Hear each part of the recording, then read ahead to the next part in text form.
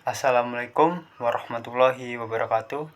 Halo, perkenalkan, nama saya Diki Andrian, NPM 23412061.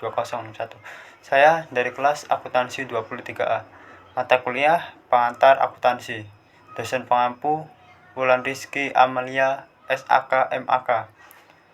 Di sini saya akan menjelaskan proses penyusunan laporan keuangan.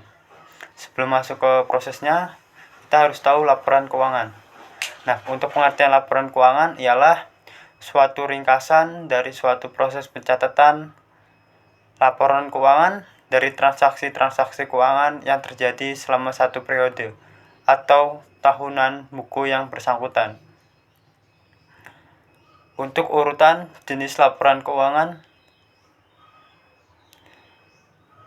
sebelum kita mengetahui cara membuat laporan keuangan, mari kita ketahui terlebih dahulu jenis-jenis laporan keuangan yang dapat dibagi menjadi 4. Yang pertama, laporan laba rugi. Laporan laba rugi yaitu laporan yang mencantumkan transaksi individu dan total uang yang Anda peroleh atau pendapatan dan uang yang Anda keluarkan. Pengeluaran laporan ini digunakan untuk mencari apakah perusahaan itu laba atau rugi, dengan rumus pendapatan dikurang beban. Yang kedua, laporan perubahan modal. Laporan ini menyajikan ikhtisar perubahan yang terjadi dalam ekuitas pemilik pada suatu entitas untuk suatu periode tertentu. Laporan ini menginformasikan perubahan modal apakah laba atau rugi pada suatu periode. Yang ketiga, laporan neraca saldo.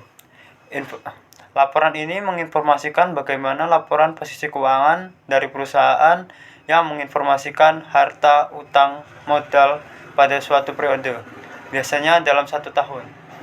Yang keempat, ada laporan arus kas. Laporan arus kas itu adalah laporan yang menggambarkan perputaran kas perusahaan mengenai jumlah kas masuk atau penerimaan kas dan jumlah kas keluar atau pengeluaran kas dalam satu periode. Lanjut, kita masuk ke laporan keuangan.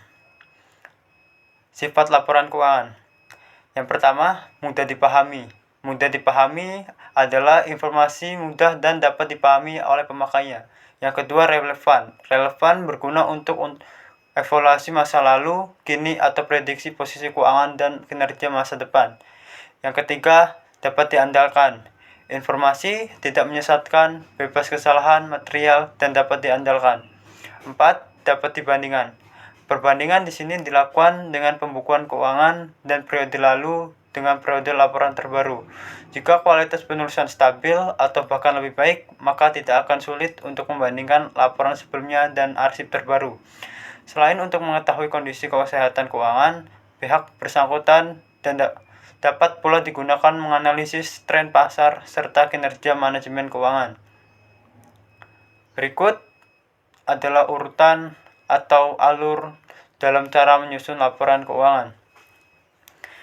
Yang pertama yaitu mengumpulkan dan mencatat transaksi pada jurnal. 2. Membuat dan memposting jurnal ke dalam buku besar. Yang ketiga, membuat dan menyusun laporan keuangan neraca saldo. Yang keempat, kumpulkan data untuk membuat jurnal penyesuaian pada laporan keuangan. 5. Membuat dan menyusun neraca lajur. 6. Membuat laporan keuangan. 7. Membuat jurnal penutup. 8. Membuat neraca saldo. 8. Membuat neraca saldo setelah penutup.